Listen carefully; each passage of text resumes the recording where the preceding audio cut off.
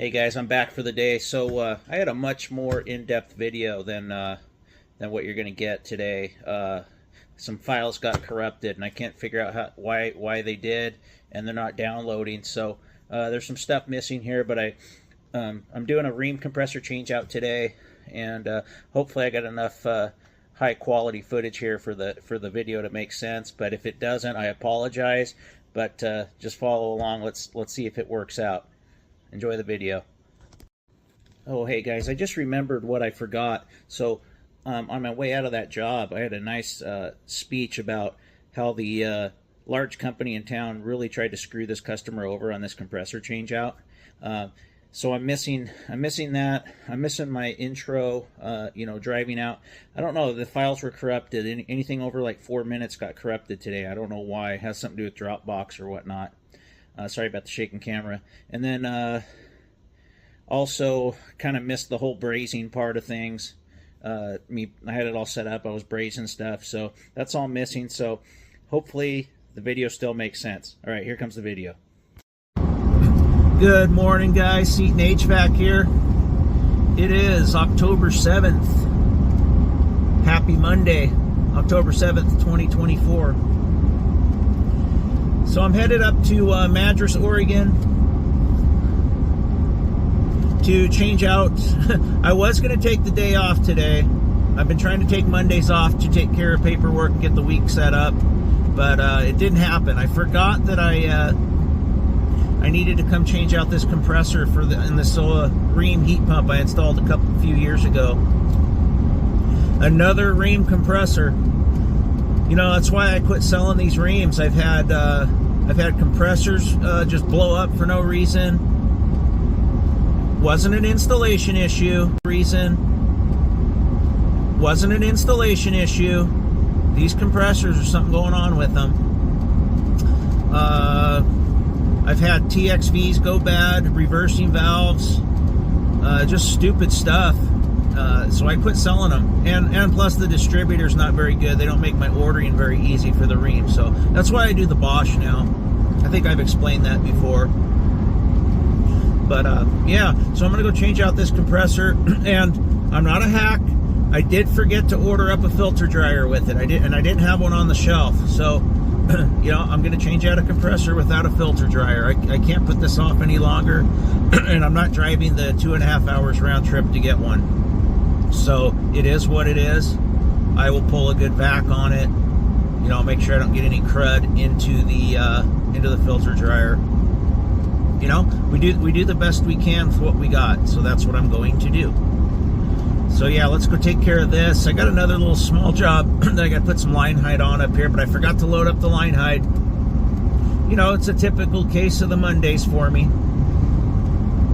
Not the first time that I've forgot something in my life, and it seems like the older I get, the worse that's getting. So it is what it is. That's the phrase of the day, the phrase of my life. Is what it is. So yeah, I'll get you guys some shots on this. I think the old guy that lives there is kind of a helicopter, so we'll see what kind of shots we can get. You know, I might just let him know, hey, I'll be talking to myself out here, and you're gonna have, you know, if you're out here, just know that I'm doing a video. I'll try not to get your face on video if you don't want it. I don't know why people would care. Everything's public record these days. So anyway, I'll see you guys out there. Hope you enjoy it.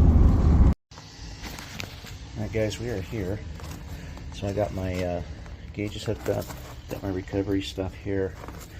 I'm going to get my fan disconnected from the electrical compartment and get my lid pulled off of there, and see how tough this one's to do. I've done a few of them, so I know what I'm facing. They're not too bad. Alright guys, I got the top off. I'm just going to leave the fan like that. I don't want to, there's a bunch of wire ties and shit I don't want to deal with. Look at my plug. She got hot. Hope I don't have any problems with that. We'll know when we plug the new one in. So take a look. I'll have to see that when I watch the video. I can't see that. Hopefully I don't have any problems with that plug. I'll have to order up a harness for this, possibly. And we'll see how it goes. Let's start the recovery process. guys, got the pump going, laying her out. This thing holds about a little over 5 pounds, so let's see if they factory charged it properly. Gauge is going down. Let's go unpack that other compressor and make sure that it is the exact fit for this. Looking good. Got about 3 pounds 6 ounces. All I got to do is wrap these pressure switches. So I got my wet rags there. I'm going to go ahead and wrap this one. It's so close. Try to cover these wires up. I don't have to take any of these clamps loose. I don't want to. And I'll wrap this guy and unbraze them here. Typically, what I like to do is cut them and swedge them and re-braze them, because I hate unsweating them. Sometimes you get a flame coming up, but I didn't bring any copper with me, so we'll unsweat these, try to get it off, and you know, do it the old-fashioned way.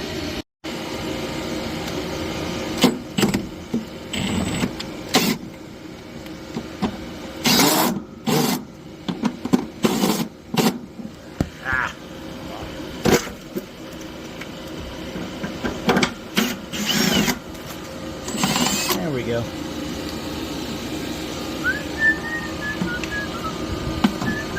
Trying to do it with one hand here. Let's do this. Ah, never mind. Okay, guys, I got all 4 bolts loosened up with my old extension and my half-inch socket here. So we'll be ready to go. Once I get my all the refrigerant out of this, we'll be able to unbrace that and keep moving forward. And I strongly recommend you get some of these magnetic bowls, guys. So I got all my screws and my bolts to the compressor in there, so nothing gets lost. The days of setting stuff on top of a disconnect are over. They should be anyway. These are cheap. We got like a set of 3 different sizes for like 15 bucks. Well worth it. Alright, let's check this out. So the rating plate says that this thing holds 89 ounces. So that's 5 pounds 9 ounces. And we are at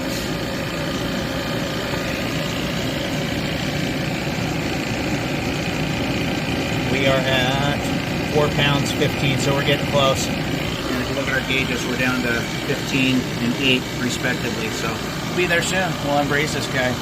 I just want to clarify too, guys, you know, you see how close this is to the wall here?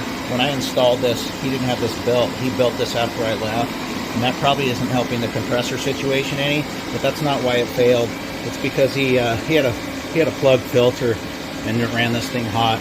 You know, I measured it, it's about 7 inches, so you know, it's not enough to kill it. And then over here we have a good 16 inches, so, and then of course 3 on the other 2 sides. So no, this ain't the issue. I mean, it doesn't help. It does, you know, it probably runs a little higher head than it should, but it is what it is. You know, I'm not going to have him move his shed. We're definitely not going to move this.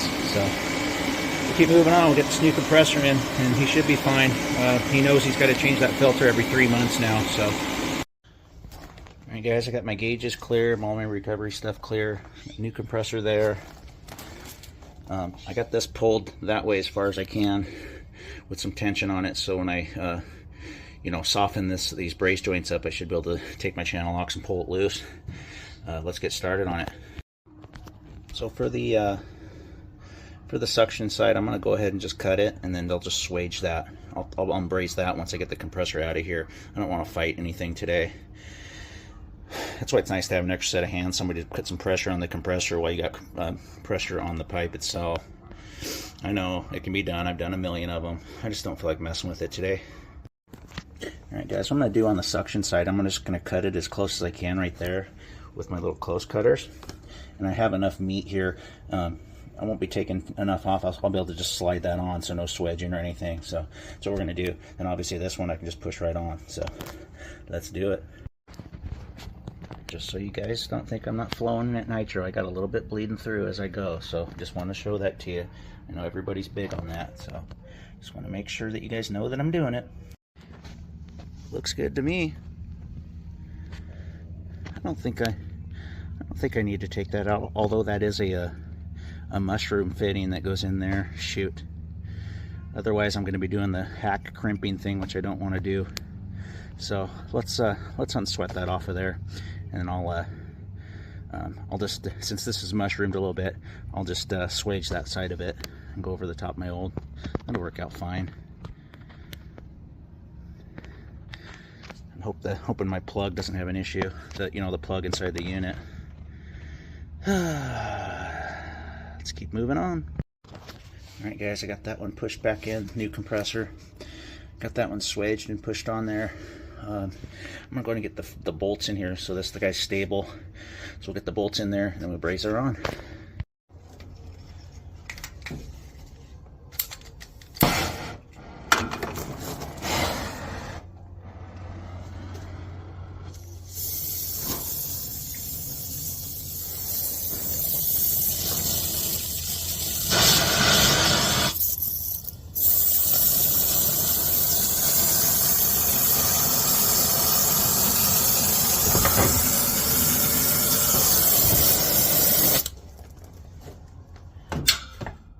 Almost forgot to put my rags on. Holy heck. Getting ahead of myself here.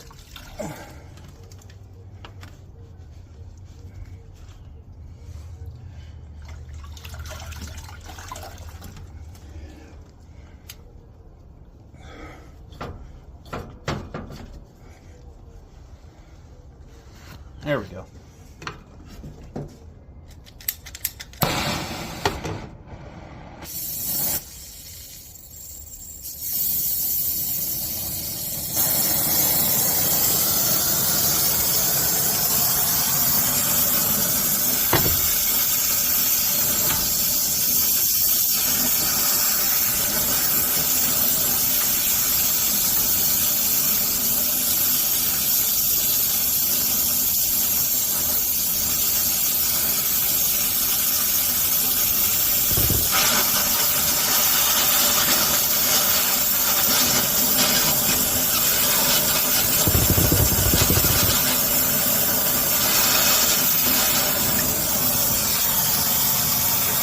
First.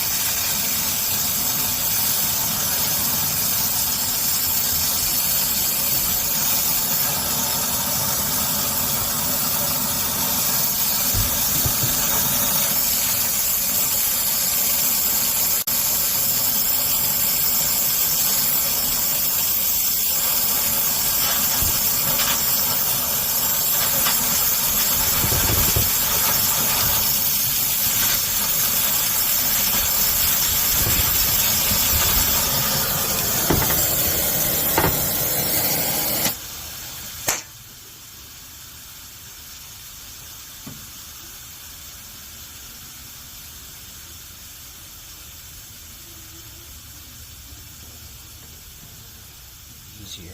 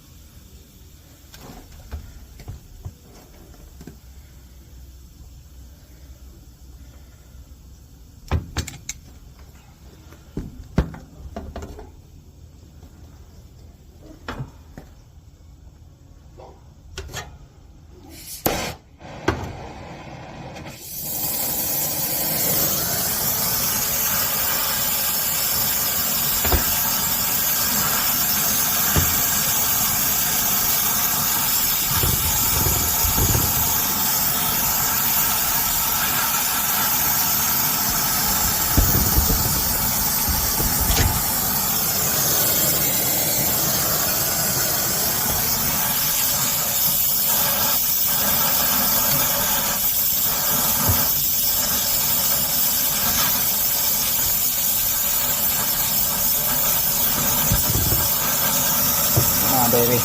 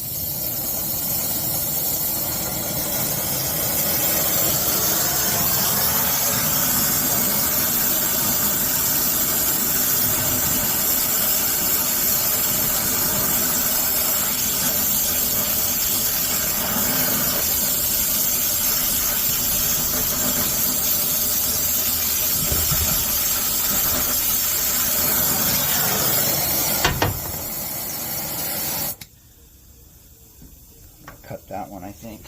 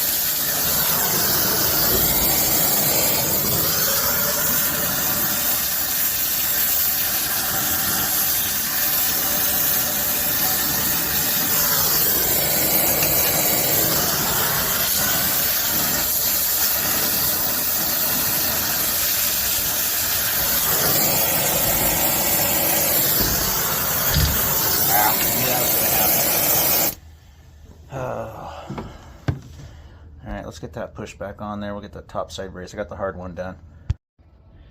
Alright, got her braced on. Let's cross our fingers, pump some old nitro in there, and yeah, start evac. Alright guys, I got about 350 psi in her. Let's let her go for a little bit. Got my plug on. Sprayed these down, they're good to go. I know we don't have any leaks, the only two joints I opened, so we'll get the fan put back on there and do some housekeeping, and then get that vacuum pump going. It's a beautiful thing. Got my pump going, just pulling down, take her a little bit. It's just a short run, so it shouldn't take too long. I'll go ahead and put my lid back on this, take a little coffee break, and see where we're at.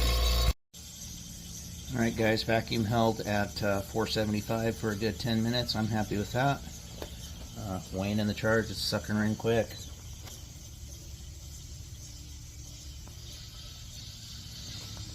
I'm going to go up to 5 pounds 9 ounces, call her good. It's about a 15-foot line set. That's what was in it when I installed it, and that's what we'll have in it when we leave.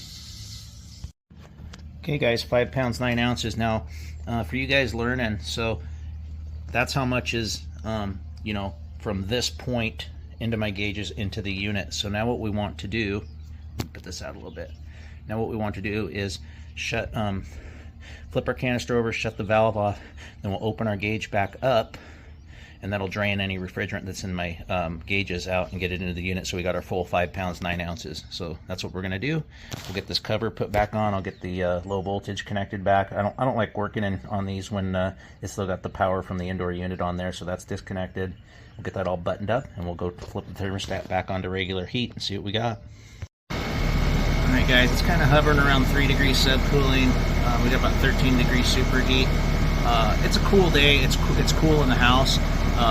I know we got a 15-foot line set. That's what this factory charge is good for. So we're gonna let it go. I'm sure if I let it run another half hour or so, I bet you that would pop up closer to where we want it, 8 to 10, somewhere in there. So I'm gonna call her good.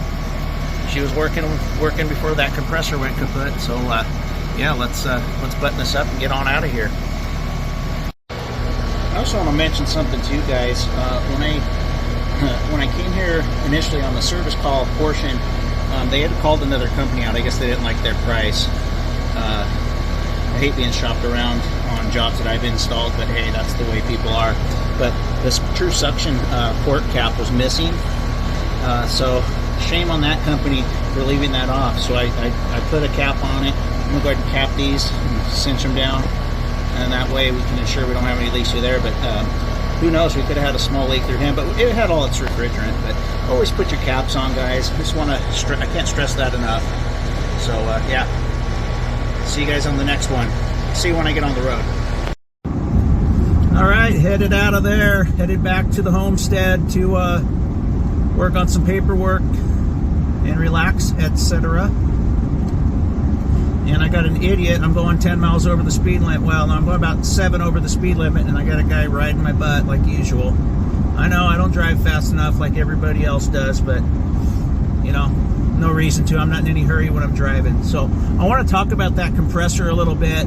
And so I think they learned their lesson on trying to use somebody else, especially the company that they tried to use to give them a quote on replacing that compressor. Now I got this little car in front of me trying to speed around this semi. We have fatalities on this highway about every couple of days. Idiots like this who are just in too big of a hurry. Anyway, that being said, let's talk about that compressor. So that compressor is under warranty.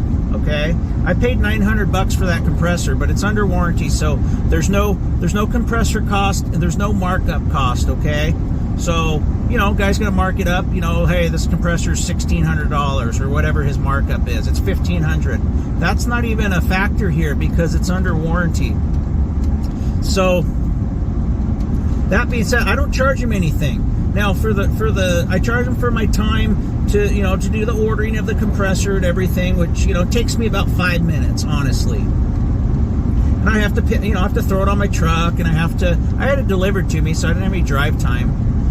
Threw it on my truck and brought it over. This compressor changeout took me about 2.5 hours. And that includes, you know, BSing with the customer when I arrived, and then talking to him a little bit at the end. You know, I probably could have done it faster if I wasn't trying to film stuff too. Messing with the customer when I arrived, and then talking to him a little bit at the end. You know, I probably could have done it faster if I wasn't trying to film stuff too. So, you know, with my vacuum pump setup, I can pull a vac on that one probably in about 15 minutes, really. So, but I let it run for a good 40 minutes. They gave them a price to replace that compressor of $3,000, one of the local big companies. Now, I don't know how I could make it cost that much without there being a compressor cost in there, okay? We're talking about 5 pounds, 9 ounces of refrigerant. Let's round that up. Let's round that up to 6 pounds, okay? So let's say we're charging for 6. I'm getting 410A right now. I think it's about $275. You know, and I'm getting 25 pounds out of the canister, so that's costing me, what, 10, 11 bucks per pound or whatever. And it took, you know, let's say 6 pounds. Even if I tripled that and made it $33, I charge $50 a pound, okay? So 50 times 6 would be 300. And then my labor, so it's an existing customer, so normally my labor rate's $159. But I do it $129 for returning customers. So times that by 3, and that gives you $381, right? Plus my $300 for the refrigerant, so I'm at $681. And then miscellaneous stuff, you know, I'll throw $50 in there for using some, you know, using torches, nitro, and a little bit of brazing rod. Let's say I even made that 100, okay? So that puts me at $780. Now, if I included the compressor price in there, $1,500 or whatever, then I'd be at like $2,281, right?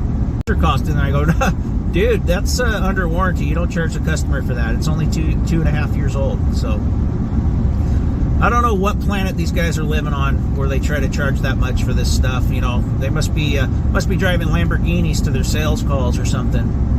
But I'm not going to do my business that way. I'm honest with everybody. I break it down. Now I don't break it down my installations. That just means they're trying to see what you're making on something. But for a service call, you know, I don't mind breaking it down. And I'm upfront with them. I go, hey, I mark up my stuff because I got to make something off of it because I'm corralling all these parts. So that's how I do my service calls. And yeah, I'm probably a lot cheaper than most guys in town, but hey, I'm making my hourly what I need to, and I'm covering my my parts, my tool costs, my tool use costs, and everything else. So you know, all my overhead is factored into that hourly rate, so I'm covered there. I make a little bit on the top end, marking stuff up, and, you know, tools use and all that stuff. So I haven't put the build together for him yet. It'll be around $800, which I think is fair. Yeah, we wrap this up tomorrow. Tomorrow I'm going to be out at that job I hate with those customers I can't stand. I don't know. I shouldn't say that. They're just not my kind of people, you know. I'm going to go back there tomorrow, and I'm going to put that humidifier in, and put the solenoid on that other one, collect a check, and then I'm going back to do trim on that big job I did, that big huge house that I did. I'm going to start that on Wednesday. I don't know how long that's going to take me. Depends how many hours a day I spend there, you know what I mean? So until then, guys, I will see you tomorrow, okay?